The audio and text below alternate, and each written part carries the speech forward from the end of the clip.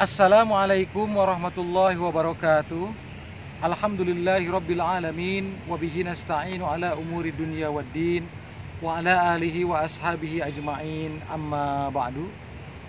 Sahabat-sahabat semua, jika kita mengkaji sejarah kehidupan Rasulullah Shallallahu Alaihi Wasallam bersama para sahabatnya, maka kita akan menemukan beberapa peristiwa perang yang terjadi antara kaum muslimin dengan kelompok kafir yang memang memerangi umat Islam.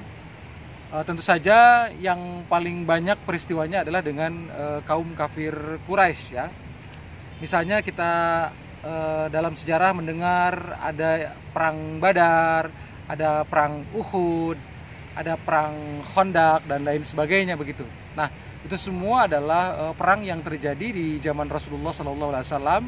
Meskipun sebenarnya ada perang-perang yang lain, ya. Nanti ada perang Mu'tah misalnya, kemudian ada lagi perang Hunain, ya.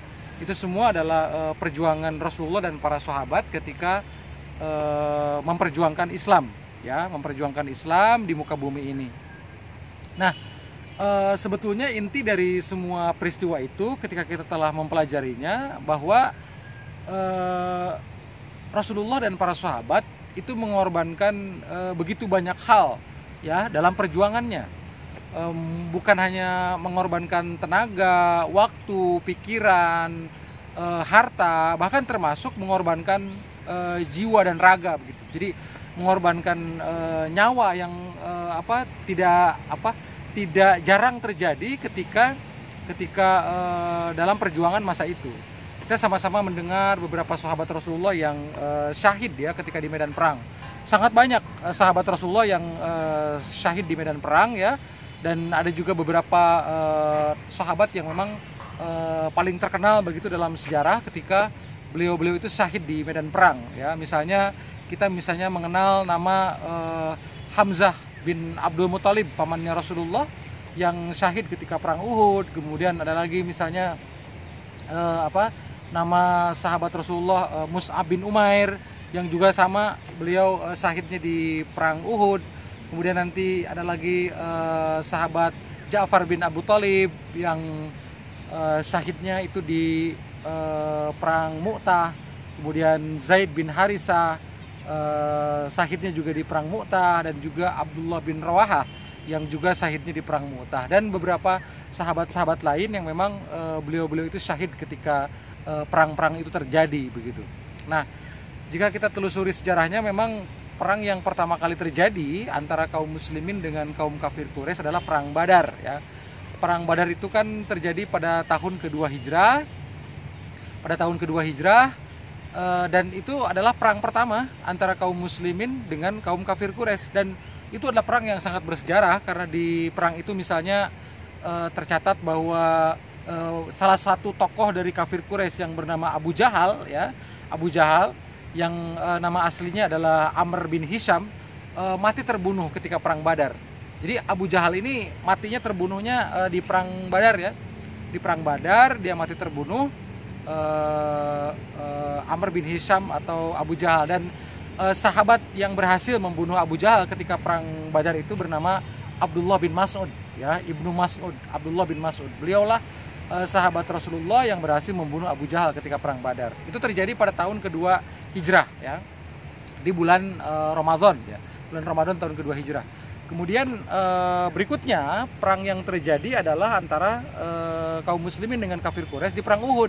Perang Uhud ini kurang lebih 1 tahun setelah peristiwa perang Badar. Perang Uhud ini terjadi tahun ketiga Hijrah, itu di bulan Syawal, ya.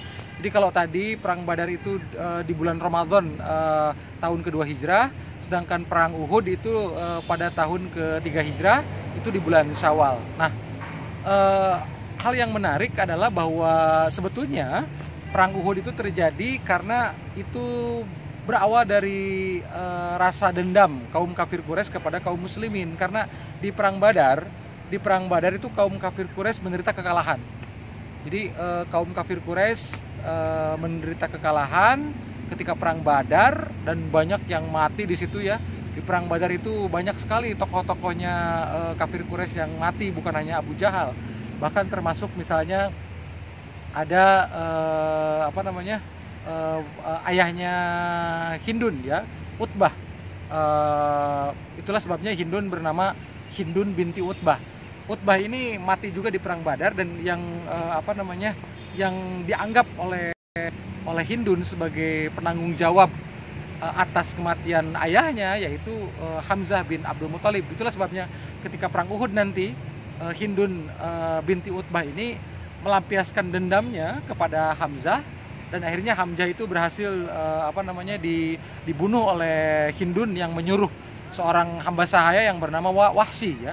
Wahsy itu dia adalah seorang hamba sahaya yang diberikan janji oleh Hindun dan tokoh-tokoh kafir Quraisy lainnya untuk membunuh Hamzah, dan nanti akan diberikan hadiah oleh Hindun ini. Dan ternyata Wahsy berhasil membunuh Hamzah di perang Uhud. Dan luar biasa, ketika perang Uhud itu memang sahabat-sahabat mulia banyak yang syahid di situ, termasuk diantaranya itu Hamzah bin Abdul Muthalib dan juga Mus'ab bin Umair ya. Yang Mus'ab bin Umair ini terkenal sebagai sahabat Rasulullah yang orang yang pertama kali berdakwah di kota Yathrib, di kota Madinah, sehingga jasanya sangat besar. Jasanya Mus'ab bin Umair mengislamkan masyarakat Madinah itu sangat besar, karena beliau adalah utusan pertama Rasulullah ke masyarakat Yathrib, ke masyarakat Madinah begitu. Nah kemudian, adapun di perang Uhud sebetulnya di awal pertempuran kaum muslimin itu hampir mendapatkan kemenangan, artinya memang sudah di atas angin begitu kondisinya, tapi pada saat itu ada sekelompok pemanah sahabat yang ditugaskan sebagai pemanah di atas bukit. Mereka ternyata tergiur oleh ghanimah, harta rampasan perang, dan mereka turun dari situ, dari bukitnya. Dan itu sebetulnya menyalahi perintah Rasulullah, karena Rasulullah memerintahkan agar apapun yang terjadi, kalian kelompok pemanah jangan turun dari atas bukit. Akhirnya mereka turun, tergoda melihat harta rampasan perang, padahal itu perang belum selesai begitu. Dan ternyata waktu itu itulah kondisi yang membuat kaum muslimin lemah pertahanannya. Dan akhirnya pada saat itu ada seseorang yang bernama Khalid bin Walid ya. Waktu itu pada perang Uhud itu beliau itu masih menjadi panglima kafir Quraisy ya, panglima berkuda, panglima pasukan berkuda di kafir Quraisy sebelum beliau masuk Islam ya. Khalid bin Walid pada saat itu melihat kaum muslimin sudah lemah dengan turunnya pasukan pemanah. Akhirnya Khalid bin Walid bersama pasukan berkuda dari kafir Quraisy menyerang kaum muslimin, dan disitulah porak-poranda barisan kaum muslimin begitu. Itu terjadi ketika Khalid bin Walid belum masuk Islam, karena nanti kan dalam sejarahnya Khalid bin Walid itu masuk Islam dan menjadi salah seorang panglima perang kebanggaan kaum muslimin begitu. Namun ketika perang Uhud, Khalid bin Walid masih dalam keadaan sebagai kafir Quraisy. Nah, kemudian nanti ada lagi misalnya perang Khandaq ya. Perang Khandaq itu terjadi pada tahun ke-5 Hijrah ya. Perang Khandaq ini terjadi tahun ke-5 Hijrah, dan ini ada jasa besar seorang sahabat yang bernama Salman Al-Farisi. Jadi perang Khandaq itu adalah sebuah perang pengepungan kota Madinah yang dikepung oleh kaum kafir Quraisy bersama komplotannya. Dan saat itu kaum kafir Quraisy itu bekerja sama dengan kelompok Yahudi di Madinah. Jadi ada kelompok Yahudi di Madinah ya, misalnya seperti Bani Quraidah itu berkomplot dengan kaum kafir Quraisy untuk menyerang kaum muslimin di kota Madinah. Dan namun akhirnya itu gagal, berhasil digagalkan pengepungan itu. Dan itu adalah jasa besar diantaranya Salman Al-Farisi yang memberikan saran kepada Rasulullah agar untuk bertahan masyarakat muslim di kota Madinah itu membuat parit begitu, membuat parit. Itulah sebabnya perang itu disebut dengan perang parit, perang Khandaq atau perang Ahzab namanya ya. Itu dikelilingi pintu masuk ke kota Madinah itu dikelilingi oleh parit, sehingga kaum kafir Quraisy tidak bisa melewati parit itu, dan akhirnya mereka gagal untuk mengepung kaum muslimin. Akhirnya mereka malah porak-poranda dengan angin topan waktu itu. Mereka akhirnya porak-poranda dengan adanya angin topan. Mereka sudah hampir sebulan ya kurang lebih itu mengepung kota Madinah, karena mereka nggak bisa masuk begitu, tidak bisa masuk, dan mereka akhirnya membubarkan diri setelah adanya angin topan. Itu terjadi tahun ke-5 Hijrah. Kemudian nanti ada lagi perang Mu'tah ya. Perang Mu'tah itu tidak lama setelah Khalid bin Walid masuk Islam. Jadi kira-kira Khalid bin Walid baru 2 bulan masuk Islam, terjadilah perang Mu'tah. Dan di situ ada 3 sahabat mulia yang syahid, yaitu Ja'far bin Abu Thalib, kemudian Zaid bin Harisah, ada lagi yaitu Abdullah bin Rawahah. Mereka ini adalah para sahabat Rasulullah yang syahid di perang Mu'tah, karena memang perang itu tidak berimbang ya. kaum muslimin jumlah pasukannya itu melawan pada saat itu kaum kafir tidak imbang gitu. Dan saat itu dalam kondisi terakhir kemudian karena 3 panglima perang sebelumnya wafat, Zaid bin Harithah, Ja'far bin Abu Thalib dan Abdullah bin Rawahah syahid di medan Mu'tah. Kemudian beralihlah kepemimpinan panglima perang waktu itu di bawah komando Khalid bin Walid, dan akhirnya bisa menyelesaikan perang Mu'tah itu dengan sangat bagus begitu dengan strateginya. Nah, kemudian nanti ada lagi misalnya perang Hunain ya. Kalau perang Hunain itu terjadi tidak lama setelah peristiwa Fatu Makkah. Fatu Makkah itu peristiwa penaklukan kota Mekah, pembebasan kota Mekah dari kemusyrikan, sehingga ketika terjadi peristiwa Fatu Makkah, maka kota Mekah itu dikuasai oleh kaum muslimin. Yang asalnya dikuasai oleh kafir Quraisy, kemudian dikuasai oleh kaum muslimin. Itulah peristiwa Fathu Makkah, itu terjadi pada tahun 8 Hijrah. Dan tidak lama setelah peristiwa Fatu Makkah terjadilah perang Hunain ya. Perang Hunain antara kaum muslimin dengan sekelompok kabilah dari masyarakat Taif begitu. Yang nanti juga akhirnya kabilah masyarakat Taif ini akhirnya mereka masuk Islam di akhir sejarahnya begitu. Jadi itulah riwayat singkat mengenai perang Hunain, dan masih banyak sebetulnya yang bisa kita paparkan mengenai hal ini.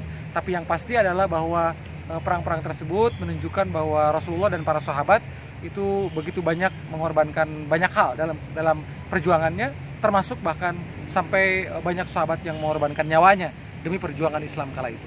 Mudah-mudahan apa yang telah dipaparkan ini banyak manfaatnya dan kita bisa mengambil hikmah dari apa yang telah dipaparkan. Wabillahi taufiq wal hidayah. Wassalamualaikum warahmatullahi wabarakatuh.